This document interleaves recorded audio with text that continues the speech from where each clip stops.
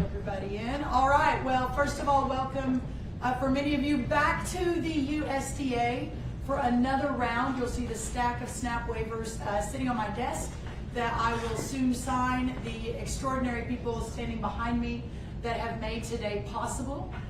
We are so grateful for all of the interest. I think we've had 29 different media outlets that you all represent that are here today to hear what we're doing next, to hear about these signings, to hear about the extraordinary leadership and work out in the states with innovation and everything that this has meant, specifically today with Governor Morrisey from West Virginia over my left shoulder, and Governor Kim Reynolds from Iowa over my right shoulder. But there are many other governors out across the country that have just been such pioneers and such innovators. So you'll hear a little bit more about that today.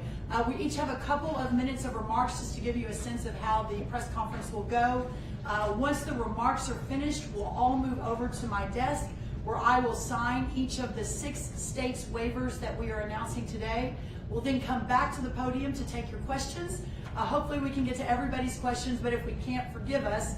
We do have a tight timeline we're going to stick to, because if you haven't noticed, there is a farmer's market going on across the street. But Bobby and I, Secretary Kennedy and I, and honestly all of us, will be moving across the street to begin programming over there on our Make America Healthy Again Farmers Market Day. So that's what the next hour or so will look like. But again, we're just so grateful you're all here.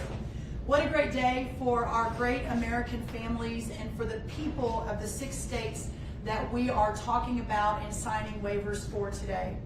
We are here at the start of the National Farmers Market Week, and as I mentioned, right outside on the National Mall is a terrific showcase of what American agriculture has to offer.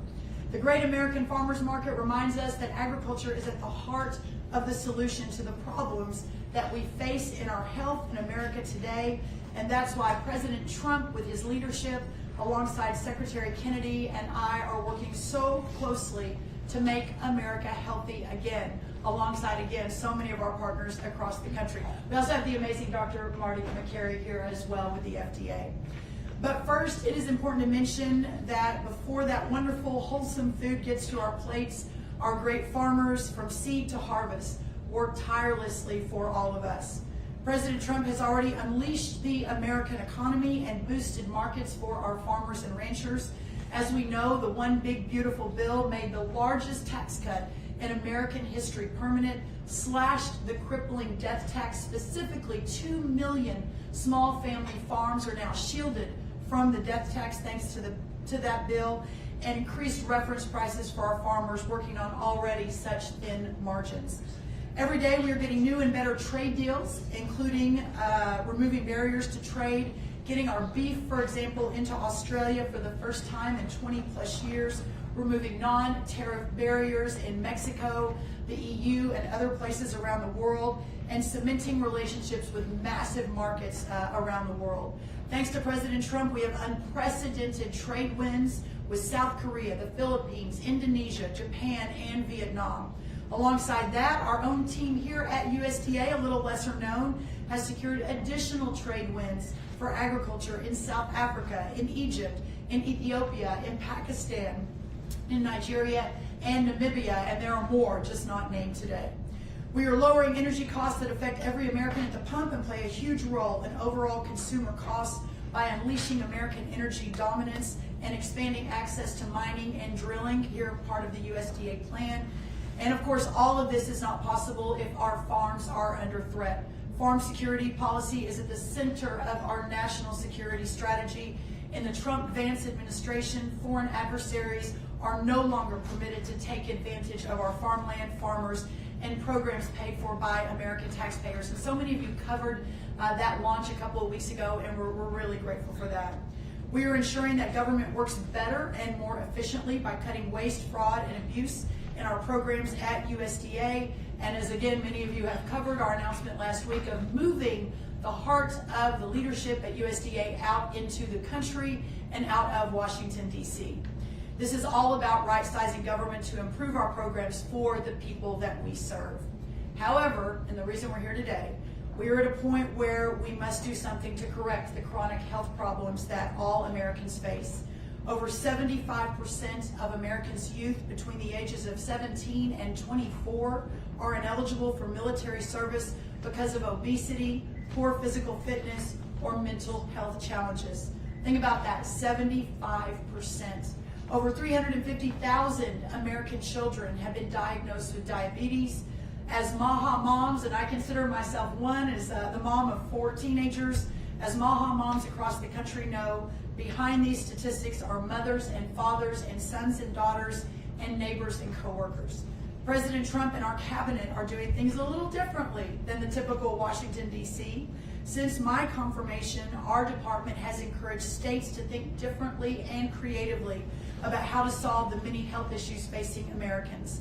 One way is by not allowing taxpayer-funded benefits to be used to purchase unhealthy items like soda, candy, and other junk food. The number one purchase by SNAP recipients is sugary drinks. SNAP is a supplemental nutrition program meant to provide health food benefits to low-income families to supplement their grocery budget so they can afford the nutritious food essential to health and well-being. That is the stated purpose of the SNAP program. The law states it, and President Trump's USDA plans to deliver on it alongside our partners at HHS. So today, I'm proud to sign 6 more waivers for Florida, West Virginia, Oklahoma, Texas, Louisiana, and Colorado. This is in addition to the waivers we've already signed for Iowa, Indiana, and others across the country. I continue to encourage states to be laboratories of innovation, think through how you can promote healthy families and healthy communities. And because of our historic partnership, USDA and HHS, and the visionary leadership of the governors here with us today and of the states represented by the signings, we are doing something about it. These SNAP waivers are just one piece of the MAHA effort. We work so closely together to encourage voluntary commitments to remove artificial food dyes, among other things, from our food supply. And together we are crafting sensible dietary guidelines for Americans that prioritize whole, healthy, and nutritious foods. I am so proud to stand with Secretary Kennedy, Governor Morrisey, Governor Reynolds, FDA Commissioner Marty Makary, and so many others as we work to make America healthy again. Secretary Kennedy is the face of the MAHA movement and a relentless warrior for health policy that puts the American people first. It's such a privilege to stand with my friend and my partner and the leader of it all, Secretary Kennedy. Thank you, Secretary. I've said again and again publicly that Secretary Rollins is the best USDA Secretary in history. And the reason for that is, up until this point, every USDA Secretary has focused on food quantity.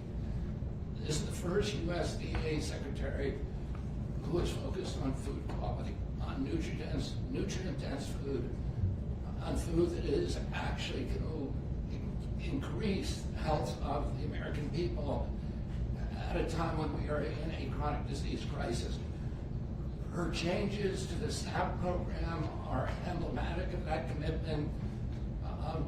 SNAP, we're spending $405 million a day on SNAP.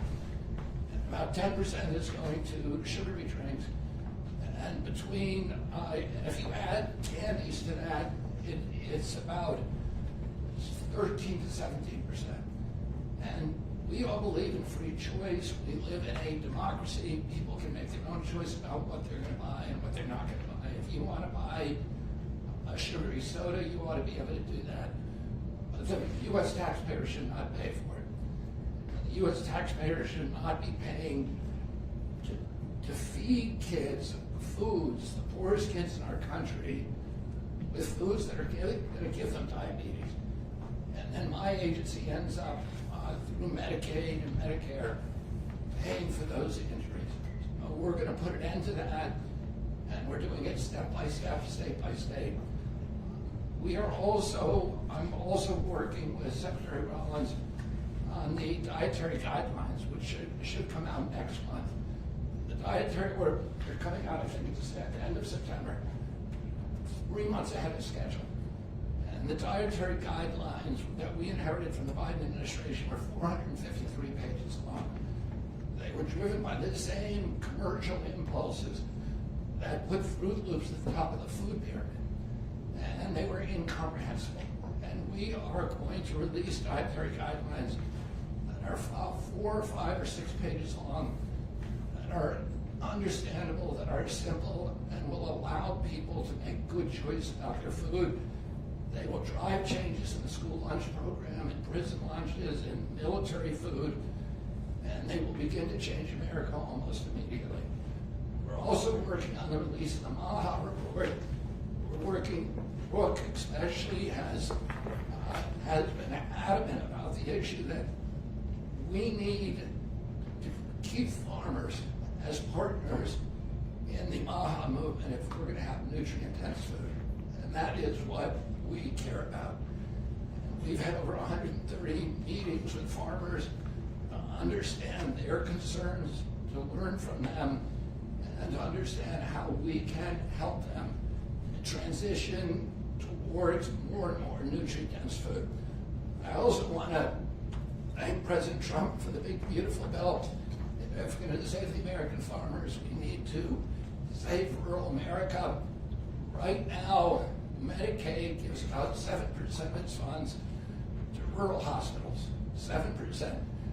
It's about $20 million a year. $20 billion a year. We are now going to add through the rural transformation bill. We're going to add another $50 billion over 5 years. So $10 billion a year that's going to be distributed to the states, to rural areas, and that is going to add about 1/3 of the money that they now receive from Medicaid, and it will transform them, and it will allow these institutions, which are so critical to the economies, to the culture, to the health of rural life, it will allow them to flourish. And the president understands the American farmer. He did more during his first term to save American farmers than any other president, and we are going to continue that tradition. So thank you very much for your leadership, Secretary Rollins. Thank you, Secretary Kennedy. It's just such an honor to continue to partner with you.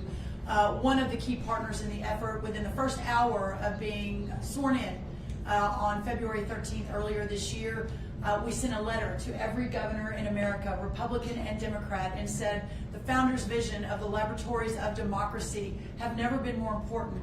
And what I challenge you to do is think outside the box and how we can partner with you, but want you to lead the way in solving some of these crises, especially regarding things like food stamps and chronic health disease from the agriculture perspective. And the governor that perhaps stood up very first in all of that was our great governor from Iowa.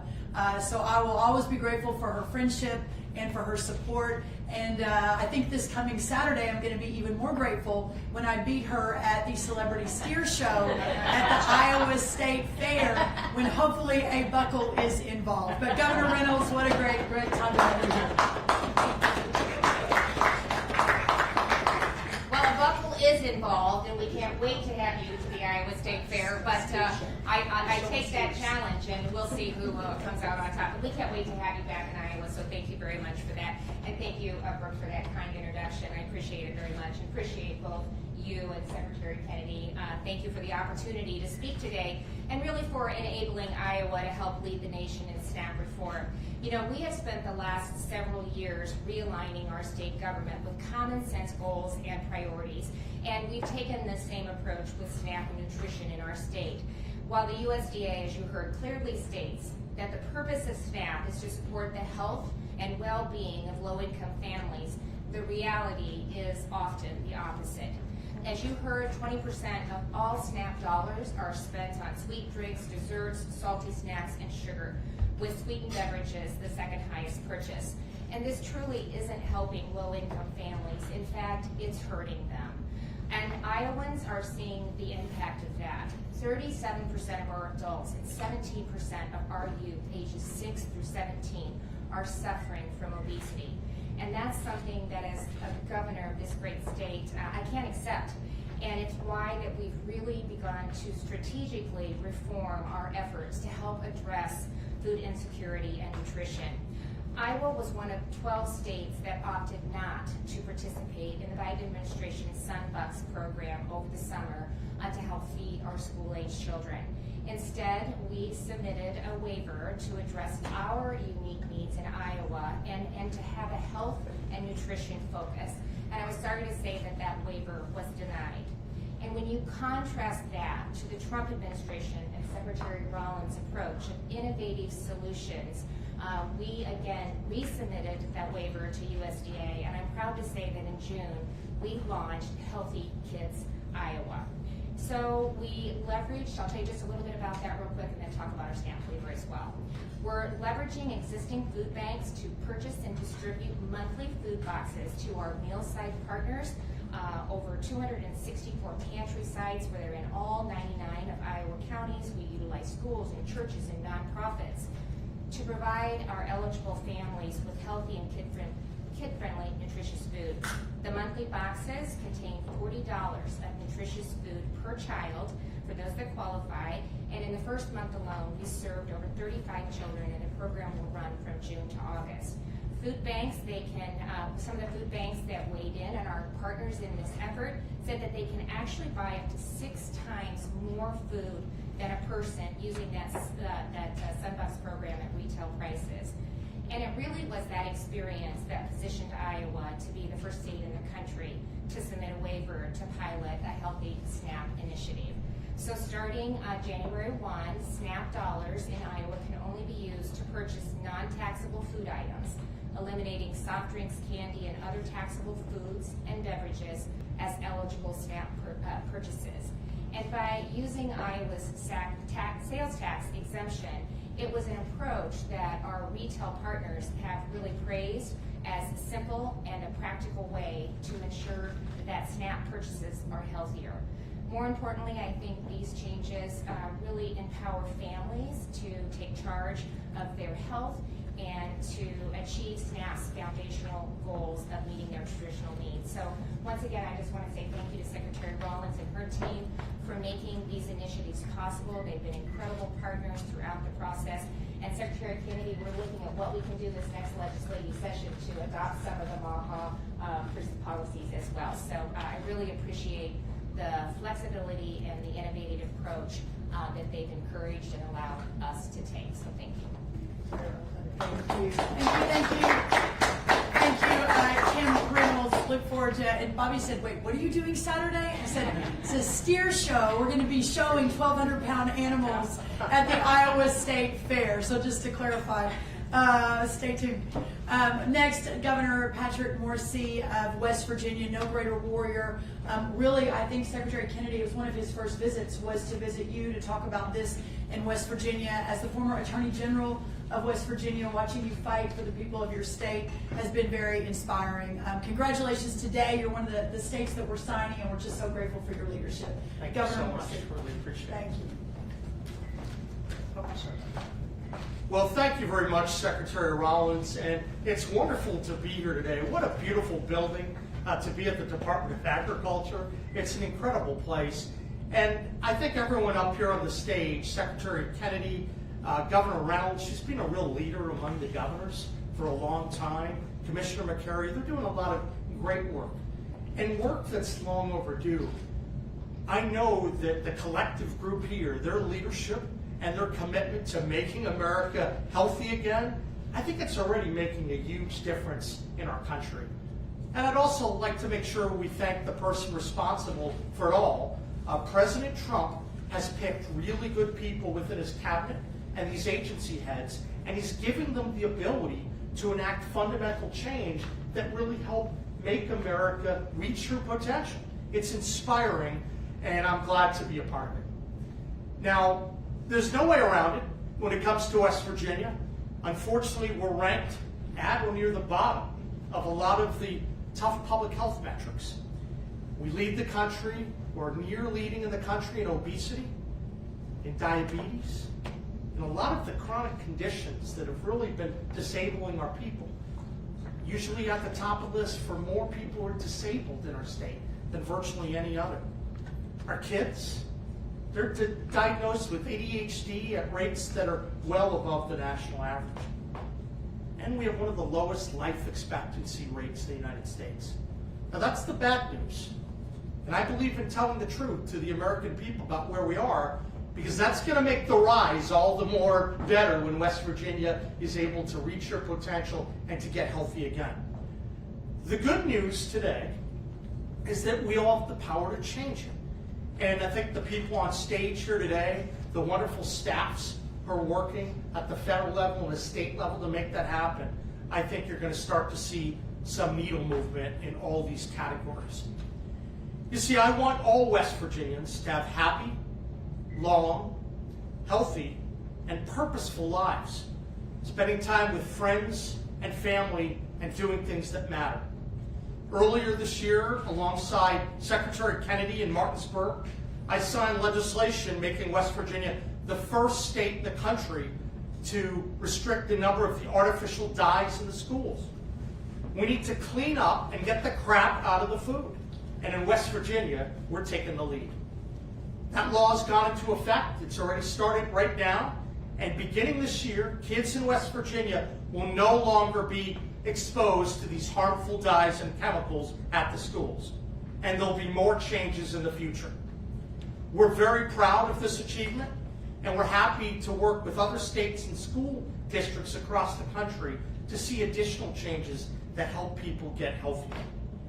Now, during that visit in Martinsburg, we talked about a number of other pillars of health that my administration would focus on to benefit the health of West Virginians. Along with cleaning up the food, we're trying to promote fitness and making healthy food choices.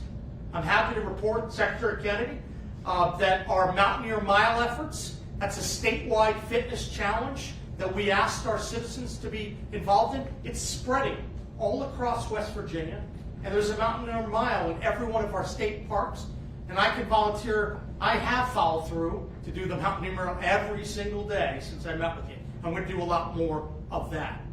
Making sure that we're healthy, exercising is a core pillar.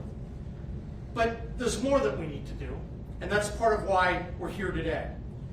We know that the changes to the SNAP program, they're long overdue. And that's why I'm so happy to work with all of our federal partners to make sure that the tax dollars is going toward nutritious foods.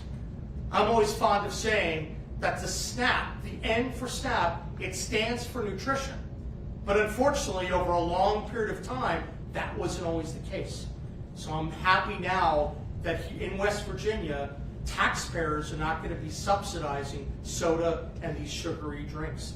Things that have no nutritional value and are directly linked to obesity, diabetes, and a lot of other terrible healthcare outcomes.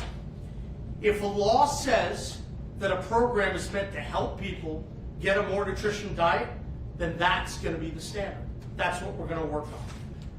So I'm happy to be here today and to celebrate the growth of the MAHA movement and all the amazing things that Secretary Rollins, Secretary Kennedy, and the entire Trump administration is doing.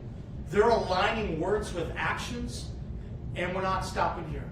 In the future, we're not only going to be focusing on our food, I'm looking forward to working with Secretary Rollins on the work requirements. We have that for Medicaid and for SNAP, and I want to make sure that West Virginia is out in front on that.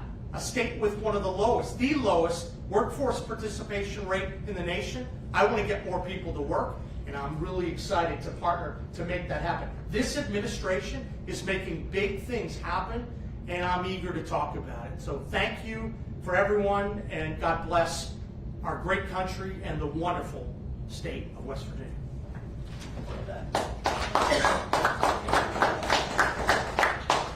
And now it's an honor, one of the country's greatest doctors, researchers, scientists, and now the leader of the Food and Drug Administration, Dr. Marty Makary. Thank you so much. Thank you, Secretary Rollins. And it's so great to be here. This is a historic day in the United States. This begins the end of the government subsidization of our obesity, diabetes, insulin resistance epidemic. And it got pretty bad. look at where we are today. 40% of our nation's kids now have a diagnosed chronic disease. 31% have diabetes, prediabetes, or insulin resistance. We can't keep just talking about the price of insulin. We also have to talk about what we are feeding children. We need amazing treatments, and this FDA is committed to delivering cures and meaningful treatments. But we have to talk about nutrients and fiber, not just Ozempic and other medications to medicate our nation. We're medicating our nation's kids at scale. And so this is a historic day in the United States. And Secretary Kennedy, you've been talking about this, gosh, for a long time. You got me motivated, and it's just amazing to work in your leadership here. I hear people all the time from all different political persuasions say, you know, I'm not a Republican or Democrat or political, but I love the food stuff that they're doing. And Secretary Rollins, you have been the perfect partner, and watching you and the Secretary work together has been magical. And it's just amazing. Here we are, for the first time ever, not just talking about how to fund our broken healthcare system, but how to fix our broken healthcare system by finally getting at the root issue, and that is the health of the population, starting with children. And so people say to me, I love some of this MAHA stuff. And what else are you doing to make America healthy again? Well, as Governor Morrisey just said, we're just getting started. We're now talking about ultra-processed foods. And Deputy Secretary Diamantis, who's here, has put out an RFI now, a request for information, where we're going to have a consensus definition of ultra-processed foods so we can help educate people in a meaningful way instead of misleading them with the broken food pyramid misinformation. We're rewriting those dietary guidelines with USDA and HHS. We're doing an inventory of all the chemicals in our food supply that are banned outside of the United States and asking, what are the most concerning chemicals here? We are cleaning up infant formula. We took action to remove the 9 petroleum-based food dyes. We are reevaluating and addressing the broken GRAS standard. We are talking about medical devices now and how we can prioritize medical devices that empower people with good information about their own glycemic load. You know, most of the chronic diseases we see in medicine are really related to a couple basic principles: insulin resistance and general body inflammation. And what drives that? Sugar and junk food. We're not talking about complex carbohydrates and things that come out of the ground. We're talking about ultra-processed foods that drive up the glycemic index. We're addressing the poisons in the U.S. food supply. And today, with this amazing moment, for the first time in American history, talking about taxpayer funding of our chronic disease epidemic in children, addressing the SNAP program to restore it to its mission, to talk about the N in SNAP, which is nutrition. So I'm so thankful to be a part of this historic day in America. It's been great to watch, especially with Governor Reynolds and Governor Morrisey. The great American experiment was that states would be the laboratory of innovation, and we're witnessing that right here today at this table. So thank you, and I'm looking forward to it. Well done. Well done. All right, everybody, we are going to sign the waivers right now. We'll take some pictures on each of the states, then we'll come back and answer questions.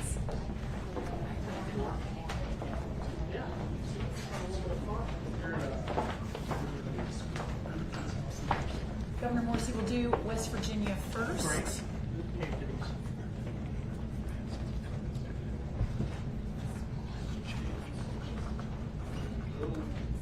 All right, there's That's West great. Virginia. Thank you. All right. You're so welcome. Number 2, we will do Governor Jared Polis's request approved of Colorado. Again, this is not red or blue, Republican or Democrat. We are discussing and working with every state. So really excited to continue to work with Governor Polis, Colorado.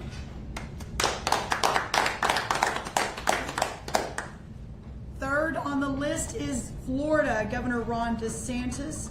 So grateful to Florida for continuing to be such a leader in so many things, including the SNAP waivers.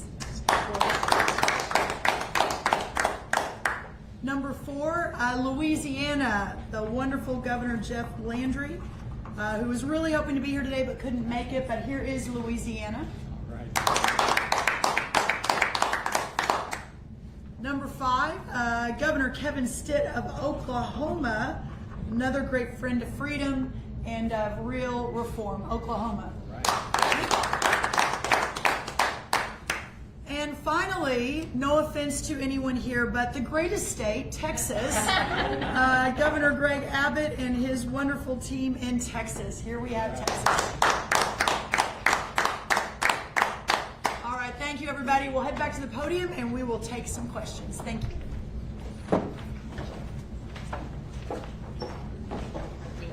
All right, first question. Yes, ma'am. Hi, Cheyenne Haza with ABC News.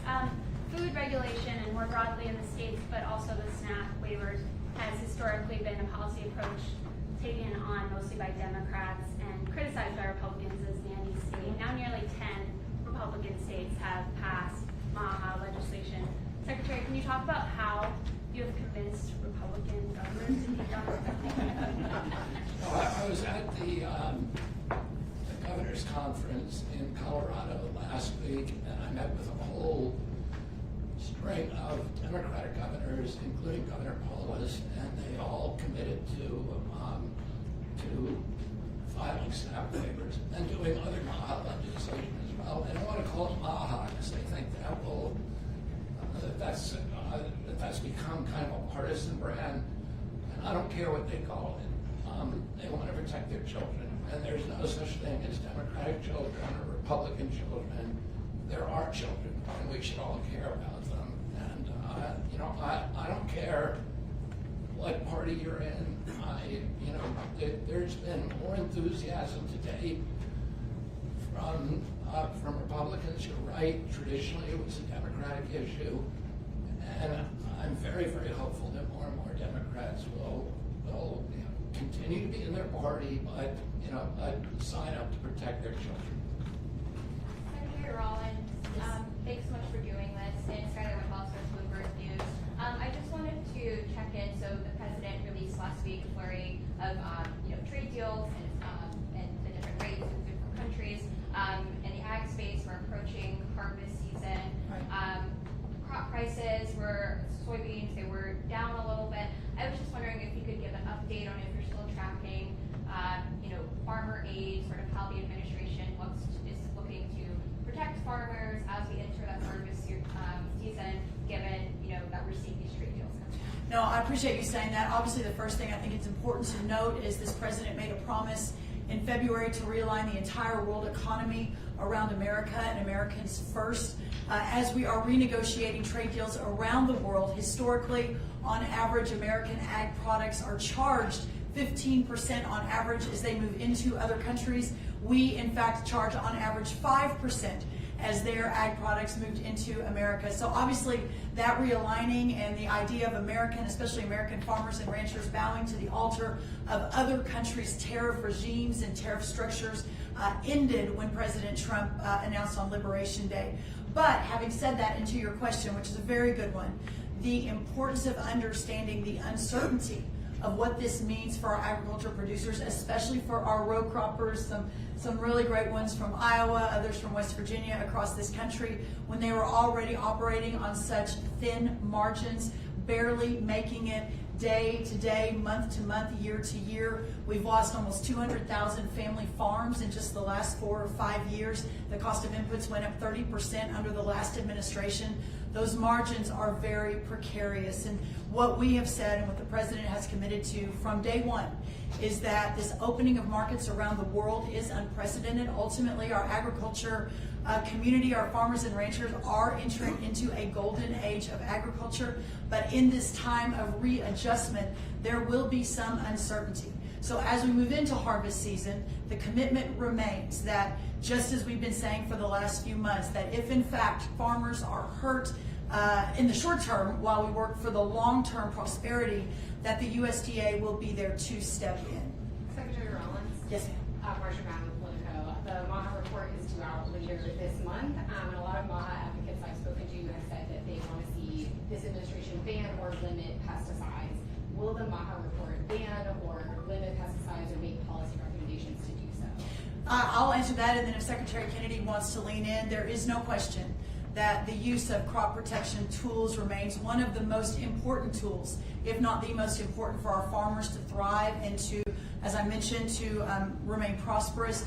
There is no chance that our current system of agriculture can survive without those crop protection tools, including the fertilizers that you mentioned. Having said that, and I don't want to put words in Secretary Kennedy's mouth, so I'll let him answer if he wants to add anything, that the vision of moving America and supporting our farmers and ranchers and allowing again, a golden age of agriculture, we will continue to work together. Secretary Kennedy mentioned he and his team have met with 130 different groups representing the farming and ranching industry. I have been with him on a lot of those. We visited a farm together in Texas.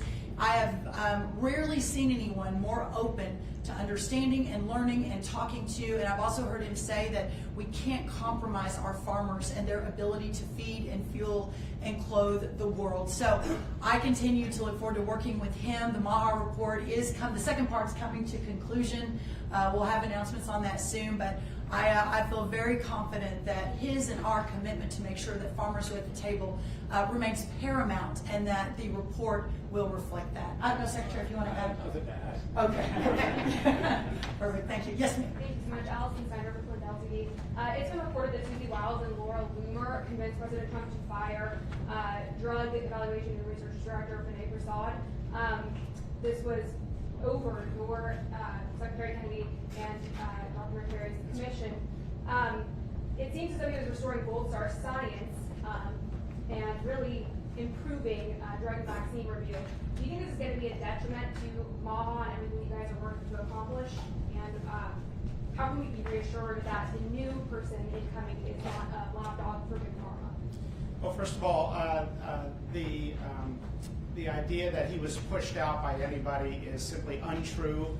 He saw some media headlines and didn't want to be a distraction. We have encouraged him to reconsider, and we're still doing that. And I am confident the FDA is going to continue to be strong. So the FDA is one of the greatest brands in the world, and it's going to continue to do that. Secretary Kennedy, Luke Sarzecki with Inside Health Policy. So your proposed administration for Healthy America was not in the HHS Senate Appropriation Committee's funding bill, and I'm curious why that was.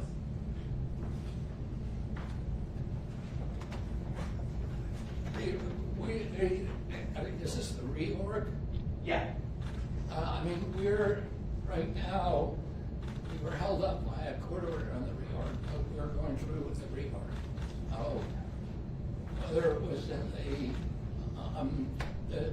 I'm not sure what the funding is for the Senate bill, but we're going through with the reorg. Do you plan to get some of the MAHA priorities in that administration passed, or are you working on that? I mean, we have full support from the president. He wants this done. He promised to make America healthy again, and he's going to do that. He called me last night. He calls me 3 or 4 times a week and says, "Where are you? Why aren't our people healthier yet?" He's keeping me under pressure. We have time for one more question. Secretary. Secretary Kennedy, Rachel Rubin with the Washington Post. The Wall Street Journal reported that you're planning to dismiss all 16 members of the U.S. Preventive Task Force. Is that the case, and if so, what is your reasoning? We have not made a decision. We're reviewing that now. The task force has done very little over the past 5 years. And we want to make sure that it is performing, that it is approving interventions that are actually going to prevent the health decline of the American public, and it hasn't. Let me put it this way: it hasn't been stellar at doing that job. But we're looking at the personnel, and we're making a decision now, but no decision has been made. Hey, thanks, press. Thank you all. We're headed to the farmer's market, so y'all go buy some beef and dairy and produce. It'll be great, right across the street. Thank y'all for coming. Thank you. Nice to see you. Right back. Thank you. Are you yeah. Oh, you're welcome. Thank you so much. Yeah, thank you. Good. Thank you.